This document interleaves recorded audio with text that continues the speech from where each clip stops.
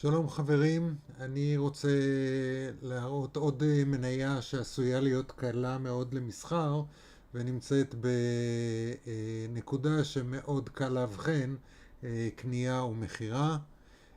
תשימו לב להתנגדות הזו שהייתה לנו כאן, את ההתנגדות הזו שאנחנו רואים כרגע פה. תשימו לב שזה למעשה השש מיניות של ריבוע הגבוה.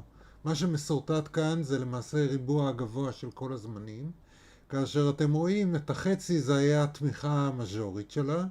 היא נתקלת בחמש מיניות, לאחר שהיא חוצה את החמש מיניות היא מגיעה לשש מיניות. מה צפוי לאחר דשדוש בתוך טווח שבין 9 נקודות? אם הוא פורץ את הטווח, צפוי לנו מהלך של עוד 9 נקודות למעלה. זה כלל פשוט מאוד, מינימלי.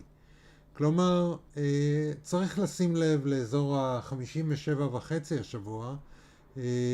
אם חוצה מניה את ה-57.5, זה הזדמנות קלה מאוד להביא $9 על מניה אחת.